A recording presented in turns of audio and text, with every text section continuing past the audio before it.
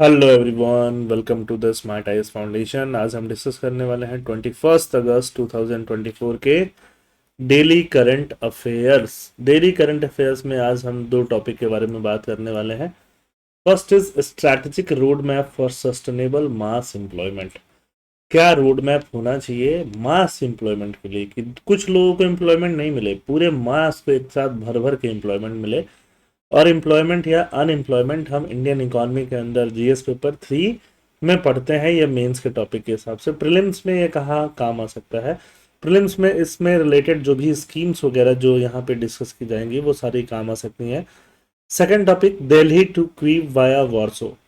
Delhi to Kyiv मतलब जो prime minister Modi Poland और यूक्रेन की यात्रा करने गए थे, तो उससे रिलेटेड ये आईआर का जीएस पेपर 2 का सिलेबस निकल के आता है। और अगर आप यूपीएससी की प्रिपरेशन कर रहे हैं और political science and international relation आपका ऑप्शनल है, तो आपको भी ये टॉपिक काफ़ी हेल्प करने वाला है आपके पीएसआईआर के ऑप्शनल में। तो दोनों लिहाजे से, जीएस के लिहाजे से भी, एपीएससी यूपीएससी एंड ऑप्शनल के लिहाजे से भी ये टॉपिक काफ़ी इंपॉर्टेंट है। तो हम लोग स्टार्ट करते हैं। First topic, strategic road map for sustainable mass employment. ये अमरजीत सिन्हा एक रिटायर्ड सिविल सर्वेंट है, उनका लिखा हुआ आर्टिकल है। इसमें उन्होंने बहुत सारे तरीके बताए हैं जिससे कि सस्टेनेबल मास एम्प्लॉयमेंट जनरेट हो विथ डिग्निटी, डिग्निटी के साथ, कि लोगों को काम करके अच्छा लगे, डिग्निफाइड काम हो।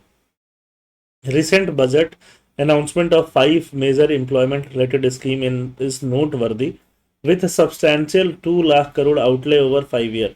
बजट 5 ईयर में 2 लाख करोड़ खर्चा करने वाला है जॉब जनरेट करने पे, स्किलिंग के ऊपर, यूथ को अपॉर्चुनिटी देने में, और 4.1 करोड़ यूथ को अपॉर्चुनिटी देने वाला है। ये अच्छी बात है, बट उसके अलावा और क्या क्या किया जा सकता है वो हम लोग समझते हैं।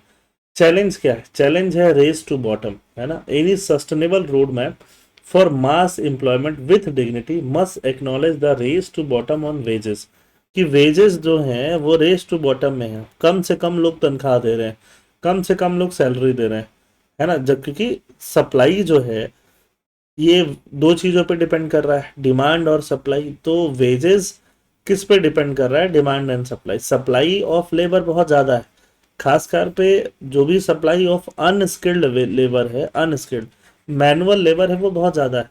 उसके हिसाब से डिमांड थोड़ी कम है। तो कम है तो लोग कम से कम पैसा देके काम करा लेना चाहते हैं।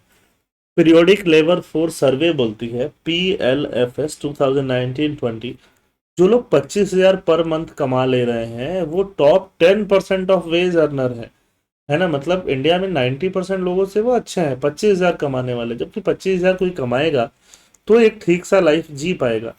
However, low wages have hindered the long-term success of short duration skill program, particularly in urban areas, leading many individuals to return their villages for alternative livelihood। Low wages ने हिंडर किया है लॉन्ग टर्म सक्सेस, है ना, short duration skill programme वगैरह urban areas में, जिससे कि बहुत सारे लोग अर्बन एरियाज से वापस अपने गांव में लौट आए हैं अल्टरनेटिव लाइवलीहुड के चक्कर में। एजुकेशन स्किल कंटिन्यू, एजुकेशन पे तो फोकस होना ही चाहिए। एजुकेशन के अलावा स्किल पे भी फोकस होना चाहिए। जो ज़्यादा अच्छे human development indicators, human development में क्या आता है? एजुकेशन आता है, हेल्थ आता है, पर कैपिटा इनकम आता है। तो एजुकेशन हेल्थ जिन स्टेट्स में ज़्यादा अच्छा है, for example Kerala, for example Tamil Nadu, for example Himachal, Goa, ये लोग पर मंथ में पर कैपिटा कंजम्पशन भी ज़्यादा कर रहे हैं। कंजम्पशन मतलब चाहे ये लोग फूड का कंजम्पशन हो, चाहे क्लोथिंग खरीदना हो, चाहे अपने ऊपर और खर्चे करने हो, ऐसे कंजम्पशन इन स्टेट्स में ज़्यादा है। बट अगर हम उड़ीसा जैसे जगह की बात करें जहाँ शॉर्ट ड्यूरेशन स्किल प्रमोट होता है, तो वहाँ पे कंजम्पशन भी कम है, वहाँ पे higher secondary education, vocational education वगैरह भी कम है। तो इन दोनों एग्जाम्पल से या डेटा से हमें ये समझ में आता है कि अगर ह्यूमन डेवलपमेंट इंडिकेटर अच्छा होगा, एजुकेशन अच्छा होगा, अगर स्किलिंग अच्छी होगी, स्किलिंग, तो एजुकेशन से तो एम्प्लॉयमेंट मिलता है, ये तो हमें समझ में आता है। बट एम्प्लॉयमेंट एजुकेशन से ज़्यादा अब हमें स्किलिंग के ऊपर भी काफ़ी काम करना पड़ेगा, ऐसा इकोनॉमिक सर्वे वगैरह भी सजेस्ट करते हैं। While the economic survey urge the private sector to create job. Economic survey India में बोलता है कि प्राइवेट सेक्टर को जॉब क्रिएट करना चाहिए। The state must also play a critical role in setting a minimum wage floor. State को भी minimum wage कितना मिनिमम से मिनिमम वेज हो सकता है उसको क्रिएट करना चाहिए, उससे कम वेज कोई दे ही नहीं सकता है। ऐसा रूल रेगुलेशन लॉ प्रॉपर होना चाहिए और प्रॉपरली इम्प्लीमेंट भी होना चाहिए। लॉज होते हैं बट कई बार इम्प्लीमेंट नहीं होते हैं। Ensuring the provision of high quality public good. Public good मतलब, पब्लिक गुड किसको बोलते हैं? जो पब्लिक को फायदा करे, मतलब एजुकेशन, हेल्थ, ये सारी चीजें, स्किलिंग, क्या बोलते हैं? Public good. तो अगर अच्छा लेवल का एजुकेशन होगा, अच्छे लेवल का हेल्थ केयर होगा, अच्छे लेवल की स्किलिंग होगी, तो जो ह्यूमन डेवलपमेंट होगा वो अच्छा ही होगा। ठीक है। Evidence indicate the public employment per capita in India is significantly lower then in most developed countries. बहुत सारे डेवलप्ड कंट्री के अगर हम कंपेयर कर लें तो पब्लिक एम्प्लॉयमेंट जो है वो इंडिया में क्या है, काफी कम है। की policy initiative for sustainable mass employment. Mass employment के लिए क्या क्या पॉलिसी इनिशिएटिव लेना चाहिए? डिसेंट्रलाइज्ड कम्युनिटी एक्शन, कम्युनिटीज को इन्वॉल्व करना है और वो भी डिसेंट्रलाइज्ड मैनर में इन्वॉल्व करना है। आइडेंटिफाइंग स्किल्स नीड, जो भी स्किल्स चाहिए उनको आइडेंटिफाई करना है। Begin from the grass root by involving communities directly in identifying their skilling need. Communities को डायरेक्टली आइडेंटिफाई करो कि उनमें क्या क्या स्किल्स की जरूरत है। Ownership of a state program by communities can be achieve through such direct action. Direct action लेने की जरूरत है। लोकल बॉडीज को, ग्राम सभास को, बस्ती समितिस को, अर्बन एरियाज में, इन सबको इन्वॉल्व करने की जरूरत है। इन्वॉल्व करके कम्युनिटीज में क्या क्या स्किल्स का गैप है वो पता करने की जरूरत है। एक एम्प्लॉयमेंट रजिस्टर क्रिएट करने की जरूरत है, चाहे एम्प्लॉयमेंट रजिस्टर या सेल्फ एम्प्लॉयमेंट रजिस्टर, की यूथ्स को किन किन जॉब में इंटरेस्ट है और कैसा कैसा जॉब इनको चाहिए, क्लस्टर लेवल पे, प्रोफेशनल लेवल पे, है ना, प्रोफेशनल सपोर्ट दिलवाने की जरूरत है। Engage well educated professional on fix term employment at the local government level to ensure evidence based outcome. Evidence based outcome जिससे आए, है ना, वेल एजुकेटेड प्रोफेशनल आए, कुछ टर्म्स अपॉइंटमेंट लेके जाए विलेजेस में, वहां से एविडेंस बेस्ड आउटकम निकाल के। अप्रेंटिसशिप, अप्रेंटिसशिप किसको बोलते हैं? स्किलिंग अगर हो रखा है, स्किलिंग बेस पे अगर किसी को जॉब मिल रहा है या फिर कुछ इंटर्नशिप मिल रहा है तो आप अप्रेंटिसशिप बोल सकते हो। लिख apprenticeship to community based initiative. Community based initiative क्या हो सकती हैं? कुआं खोदना हो सकता है, घर बनाना हो सकता है ना। कम्युनिटी बेस्ड बहुत सारे इनिशिएटिव हो सकती है। वेल डिग करना। Ensuring a stronger connection between skill provider and employer. एक स्ट्रॉन्गर कनेक्शन हो स्किल प्रोवाइडर के बीच में और एम्प्लॉयर के बीच में, जिससे कि ट्रांसफॉर्मेशनल आउटकम आए। तो डिसेंट्रलाइज कम्युनिटी एक्शन चाहिए, पहला तो यही चाहिए। इसमें से ये 4-5 पॉइंट, कोई भी 2-3 पॉइंट अगर आपको याद रह जाता है एग्जाम में लिखने के लिए तो अच्छा है। क्या क्या इनिशिएटिव्स जो ऑलरेडी लिए गए हैं उनका कन्वर्जन जरूरी है। इनिशिएटिव्स एजुकेशन पे लिए गए हैं, हेल्थ पे लिए गए हैं, स्किलिंग पे लिए गए हैं, न्यूट्रिशन पे लिए गए हैं, लाइवलीहुड पे लिए गए हैं, एम्प्लॉयमेंट पे लिए गए हैं। सब कन्वर्ज करे, सब कन्वर्ज करे, एक ही दिशा में पॉइंट आउट करे। अनटाइड फंड, जो भी अनटाइड फंड है उनको एलोकेट किया जाए, उनके पोटेंशियल के यूज किया जाए। एजुकेशन में, हेल्थ में, न्यूट्रिशन में, इन्वायरमेंट में, सैनिटेशन में इन्वेस्टमेंट को और ज़्यादा से ज़्यादा बढ़ाया जाए। More investment is required in public goods. Public good मतलब वही एजुकेशन है, स्किलिंग, हेल्थ, जिससे कि एक डिग्निफाइड एम्प्लॉयमेंट क्रिएट किया जा सके। एजुकेशन को कैसे करना है, एजुकेशन को और ज़्यादा कैसे एम्प्लॉयबल बनाना है? Need based vocational course. Vocational course कैसा लेके आना है? Need based. वोकेशनल कोर्स कैसे लेके आना है? Need based. BA, BSc, BCom, ऐसा वोकेशनल कोर्स क्रिएट करता है जो कि नीड बेस्ड हो, है ना। This approach which has been successful in the past should be made compulsory to improve employability on a large scale. जो पास्ट में सक्सेसफुल रहा वो कंपल्सरी है लार्ज स्केल एम्प्लॉयबिलिटी क्रिएट करने के लिए। Experimental and resources, colleges should be given the necessary resource to experiment with such program. College को necessary resource दिया जाना चाहिए कि ऐसे प्रोग्राम से वो क्या कर पाए, एक्सपेरिमेंट कर पाए। अगर हम मुंबई की बात करें, मुंबई में ग्रेजुएशन के साथ साथ टूरिस्ट गाइडिंग का सर्टिफिकेट मिलता है, टूरिस्ट गाइडिंग एंड काउंसलिंग। तो अगर कोई कॉलेज BA सिखा रही है, आपको BA पढ़ा रही है, साथ साथ में टूरिस्ट गाइड कैसे बनना है वो सिखा रही है, तो अच्छी बात है। आपका टूरिस्ट के गाइड में एम्प्लॉयबिलिटी बढ़ता है। किसी भी ऐसे टूर वाले लोकेशन पे जा सकते हो, वहां जाके कुछ दिन रुक सकते हो, समझ सकते हो, एक टूर गाइड बन सकते हो, जिसमें काफी गेनफुल एम्प्लॉयमेंट आप गेन कर सकते हो। Standardize nursing and allied health care. Nursing, geriatric मतलब old age care, health paramedic courses, इसको प्रमोट करने की जरूरत है और इसको इंटरनेशनल स्टैंडर्ड पर लेके आने की जरूरत है। This will address the uneven quality of institution and curriculum. enabling this professional to be in demand both domestically and internationally. Domestically internationally demand इनका बढ़े. Create community cadre of care giver. Care giver जो होते हैं, जो care दें, अब generally ये care giver क्या होता है ना, केयर गिवर के पास छोटे छोटे बच्चे हो सकते हैं, तो इनके लिए क्रेच फैसिलिटी का होना जरूरी है. क्रीशे फैसिलिटी, क्रेच फैसिलिटी, जहाँ पे अपने छोटे बच्चों को रख सके, छोटे बच्चे खेल सके. Establish community cadre of crèche caregivers to run universal crèche service, allowing women to work without fear. जिससे कि वुमेन काम कर सके विदाउट फियर कि उनका छोटा बच्चा है, कहीं गिर ना जाए, कुछ हो ना जाए. ऐसा अगर क्रेच फैसिलिटी रहेगा तो विदाउट फियर वो काम कर पाएंगी. वुमेन में भी एम्प्लॉयमेंट बढ़ेगा, है ना. खासकर वुमेन जब प्रेग्नेंट होती है, सबसे लेके जब तक उसका बच्चा 7 साल 8 साल तक नहीं हो जाता, जनरली वो काम करने नहीं आ पाती कि बच्चे को ध्यान कौन रखेगा. ये क्रेच फैसिलिटी उनका ध्यान रखेगा. Rural Livelihood Mission model. The community resource personnel model under the Rural Livelihood Mission can serve as a blueprint for these cadre who can also engage in multiple livelihood, जैसे कि agriculture, animal rearing, retail, इन सब में livelihood में engage कराया जा सकता है. देखो आईटीआईज किसको बोलते हैं? Industrial training institute. पॉलिटेक्निक्स मतलब जहाँ पे डिप्लोमा कराया जाता है, स्किल डेवलपमेंट हब.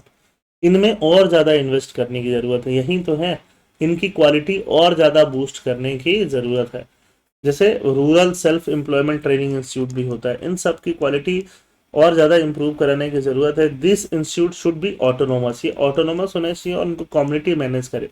अगर कम्युनिटी मैनेज करेगी, जैसे फॉर एग्जांपल प्राइमरी स्कूल को कम्युनिटी मैनेज करती है, थोड़ा उनका कंडीशन जो है वो इम्प्रूव हो गया है, वैसे इनका कंडीशन भी इम्प्रूव हो जाएगा, है ना. स्कूल्स को इंटीग्रेट किया जाए, जो भी स्कूल जो होते हैं आपके सेकेंडरी स्कूल, 6 क्लास से बाद से स्कूलों में वोकेशनल एजुकेशन हो. वोकेशनल मतलब स्किलिंग हो, छोटा मोटा स्किल सिखाया जाए और आईटीआईज वगैरह से उनको लिंक कर दिया जाए. आईटीआईज वगैरह को एज ए हब और स्कोप डेवलप किया जाए. Introduce enterprise and startup skillings. Startups कैसे करना है, एंटरप्राइजर कैसे बनना है, एंटरप्राइज कैसे बनना है, प्रोफेशनल्स कैसे बनना है, ये सारा स्कूल में ही सिखाया जाना चाहिए. अगर स्कूल में नहीं सिखाओगे, वही सब चीज़ें पढ़ेंगे कि हाँ A for apple, B for ball, तो फिर तो हो गया, है ना. स्कूल्स में फॉर एग्जांपल अगर दिल्ली की बात करें, दिल्ली के स्कूलों में एंटरप्रेन्योरल करिकुलम है, वैसे ही हर जगह कम से कम सेकेंडरी स्कूलों में एंटरप्रेन्योरल करिकुलम होना चाहिए, है ना. अटल टिंकरिंग लैब करके नीति आयोग ने भी स्टार्ट किया है, अटल टिंकरिंग लैब. वैसे ही ये मॉडल हर जगह हर स्कूल में इम्प्लीमेंट कर देना चाहिए. Professional engagement. Professional should visit schools to import finishing skills. Finishing skills professional आए स्कूल्स में, बच्चों को सिखा के जाएं. कॉस्ट शेयरिंग कौन करेगा? कॉस्ट शेयरिंग कुछ गवर्नमेंट कॉस्ट शेयर करे, कुछ स्टूडेंट शेयर कर सकते हैं, कुछ इंडस्ट्रीज शेयर कर सकती हैं, है ना. जिस इंडस्ट्रीज को ज़रूरत है इनके स्किल्स का, अब वैसा स्किल्स इनको अगर सिखाया जा रहा है स्कूल्स में, तो उसका कॉस्ट कौन शेयर करे? इंडस्ट्रीज भी शेयर करे. Capital loans and enterprisal development. Loans भी तो चाहिए. अगर स्केलिंग अप एंटरप्राइजेस को स्केल अप करना है तो लोन्स चाहिए. Improve access to working capital loan for women led and first generation enterprise. जो फर्स्ट जनरेशन होगा उनको काफ़ी दिक्कत आती है, तो स्केल करने के लिए लोन चाहिए. Initiative like creating comprehensive credit histories for women borrowers and leveraging technology can be crucial. Successful model क्या है? Program like startup village enterprise program under the national rural livelihood mission highlight the importance of hand holding, community enterprise, end to end solution and first generation entrepreneur. ये सारी चीज़ें बयान करती है. SBEP क्या है? SBEP जो सब स्कीम है दीनदयाल अंत्योदय योजना का, नेशनल रूरल लाइवलीहुड मिशन का, मिनिस्ट्री ऑफ रूरल डेवलपमेंट के अंदर, और उसको 2016 से इम्प्लीमेंट किया जा रहा है. यूनिवर्सल स्किल एक्रेडिटेशन प्रोग्राम क्या है? अब देखो, जैसे नाक जो है ना, नाक नाक क्या करता है? एक्रेडिटेशन करता है. एक्रेडिटेशन करता है किसका? कॉलेजेस का करता है. कॉलेजेस का एक्रेडिटेशन करके कॉलेजेस की क्या करता है? रैंकिंग देता है कि कॉलेज कोई A+ है, A है, A- है, सो दैट कॉलेज कितना अच्छा काम कर रहा है उसके बेसिस पे. वैसे ही एक्रेडिटेशन मतलब एक तरह से ऑडिटिंग वेरिफिकेशन हो गया. वैसे ही स्किल सेंटर्स जो हैं, ITIs वगैरह, पॉलिटेक्निक वगैरह, सबका एक्रेडिटेशन होना चाहिए. एक्रेडिटेशन होके उनका क्वालिटी C है, C- है, D है, A है, B है, वो पता चलेगा और उनमें उसके अकॉर्डिंग इन्वेस्ट किया जा सकेगा, ठीक है, स्पॉन्सर कराया जा सकेगा. Leverage MNREGA fund. MNREGA fund को भी यूज़ किया जा सकता है लाइवलीहुड सिक्योरिटी के लिए. खासकर 70% मनरेगा फंड वहाँ एलोकेट करो जहाँ एरियाज वाटर स्केयर्स है, वाटर नहीं है वहाँ पे, वेल खुदवाने में, एनिमल शेड्स खुलवाने में, इरिगेशन वेल खुदवाने में, इन सब कामों में यूज किया जा सकता है। स्किल डेवलपमेंट, मनरेगा वर्कर का भी स्किल डेवलपमेंट किया जाना जरूरी है, कब तक डेली वेज वर्कर बन के काम करते रहेंगे। Expand apprenticeship for youth absorption, youth को एब्जॉर्ब करने के लिए अप्रेंटिसशिप बढ़ाना, मतलब 6 6 महीने 1 1 साल का उनको इंटर्नशिप देना काफ़ी ज़रूरी हो जाता है ना। स्किल एक जिसपे उनके स्किल पे भी काफ़ी बात हो। तो वेजेस तो चाहिए ही, एम्प्लॉयमेंट तो चाहिए ही, बट एम्प्लॉयमेंट विद डिग्निटी चाहिए। Ensure that government subsidies for employers are tied to providing wages of dignity upon successful completion of apprenticeship, creating a higher order economy with better productivity and quality of life for workers। Second topic की बात करेंगे, Delhi to Kyiv via Warsaw, enhancing central European relation. Delhi to Kyiv है ना, क्वीव कहाँ है आपको पता है, क्वीव कहाँ है, यूक्रेन में है।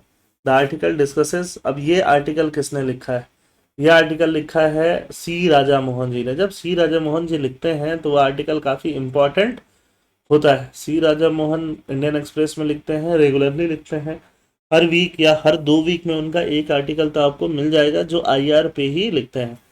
और the article discusses prime minister Narendra Modi's recent visit to Poland and Ukraine and their significance in India's evolving foreign policy. उसका सिग्निफिकेंस क्या है, इंडिया का जो फॉरेन पॉलिसी इवॉल्व हो रहा है उसके लिए, है ना। तो मोदी जी 2 कंट्री घूम के आए, 2 कंट्री जो कि प्राइमरली यूरोपियन कंट्री है, और यूरोप में कहाँ की कंट्री है, सेंट्रल यूरोप। तो सेंट्रल यूरोप की कंट्री से इंडिया ने बहुत ज़्यादा नाता रिश्ता हमेशा नहीं बना के रखा है। उस गैप को एड्रेस किया जाने की कोशिश किया जा रहा है अभी, है ना। अभी हम लोग यूके से रिलेशन अच्छा रखते हैं, फ्रांस से रखते हैं, जर्मनी से रखते हैं, बट सेंट्रल यूरोपियन कंट्री से इतना रिलेशन हमने कभी रखा ही नहीं। अगर हम जियो पॉलिटिकल कंटेक्स्ट की बात करें तो सेंट्रल यूरोप का बहुत ज़्यादा सिग्निफिकेंस है। एक हल्फोर्ड मकाइंडर करके एक आईआर के बहुत बड़े एक्सपर्ट हुआ करते थे, उन्होंने बोला कि जो ईस्ट यूरोप पे रूल करेगा वो हार्टलैंड पे रूल करेगा, जो हार्टलैंड पे रूल करेगा वही वर्ल्ड आइलैंड पे रूल करेगा, और जो वर्ल्ड आइलैंड पे रूल करेगा वही वर्ल्ड पे रूल करेगा। Who rules east Europe commands the heartland, who rules the heartland commands the world island, who rule the world island commands the world. तो वर्ल्ड कमांड करने के लिए वर्ल्ड आइलैंड, मतलब ये जो रीजन्स हैं, अगर हम बात करें पोलैंड की बात करें या यूक्रेन की बात करें, तो ये क्या है, ईस्टर्न यूरोप की बात आते हैं। ईस्टर्न यूरोप को रूल करना जरूरी है। तो ईस्टर्न यूरोप को अगर रूल किया जा सकेगा तो इस पूरे रीजन पे रूल किया जा सकेगा और पूरे अर्थ पे रूल किया जा सकेगा, ऐसा वो आईआर के स्ट्रेटेजिस्ट बताते हैं मकाइंडर।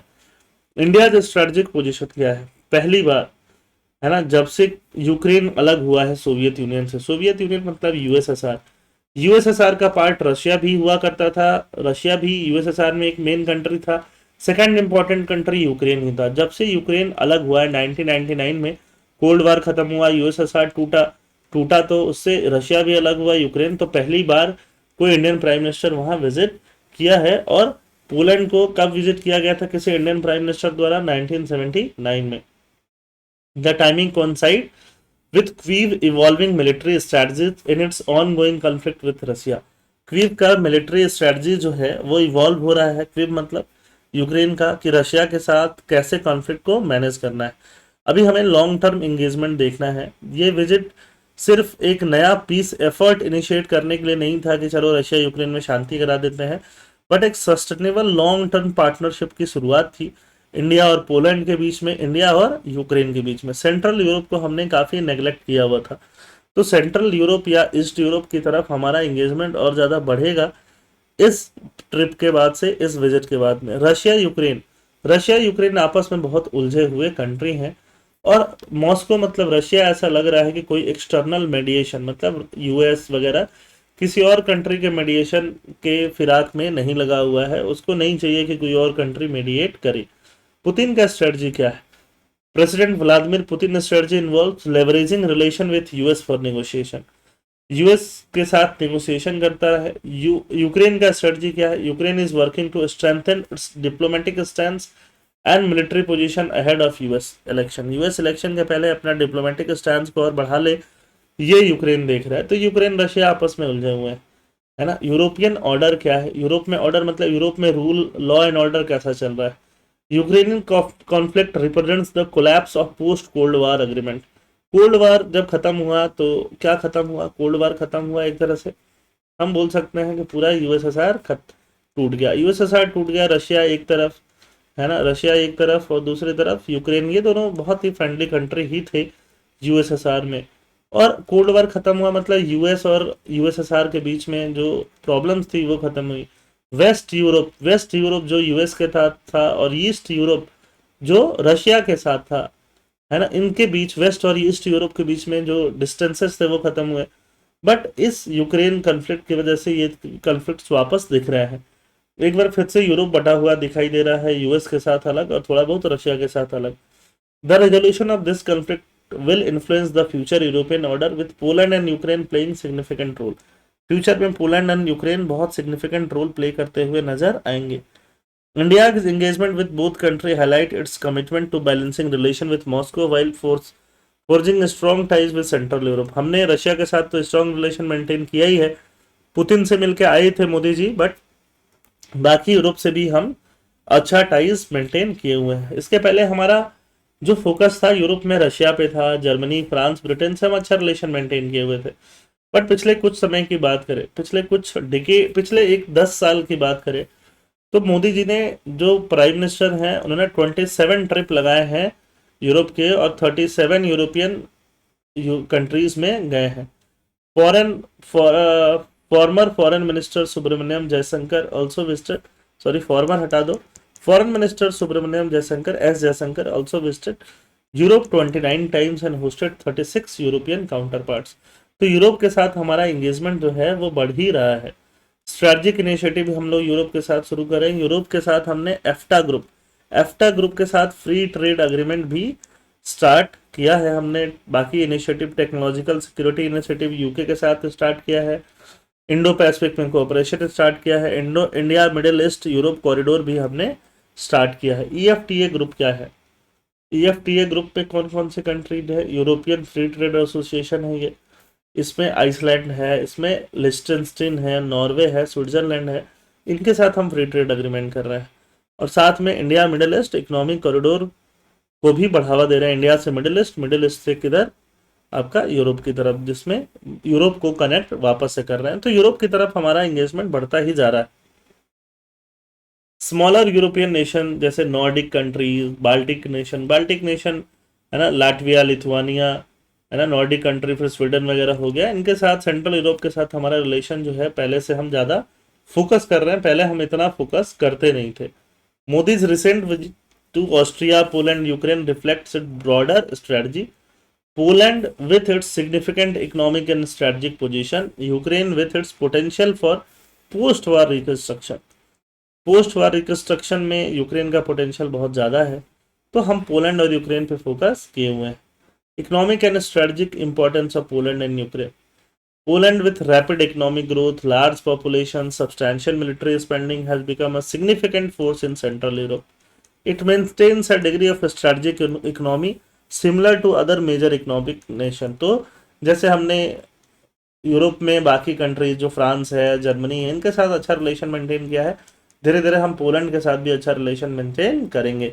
Despite the war, Ukraine remains strategically important due to its potential for reconstruction होगा, है ना। ग्लोबल आर्म्स इंडस्ट्री में यूक्रेन का रोल है। एग्रीकल्चरल स्ट्रेंथ, वीट वगैरह, बाकी फर्टिलाइजर वगैरह बहुत ज़्यादा होता है यूक्रेन में, तो यूक्रेन हमेशा एक सेंट्रल पोजीशन होल्ड करता ही है। देखिए ये नॉर्डिक कंट्रीज हैं, है ना, Sweden, Norway, Iceland, Finland, Denmark, इनको क्या बोलते हैं, नॉर्डिक कंट्रीज।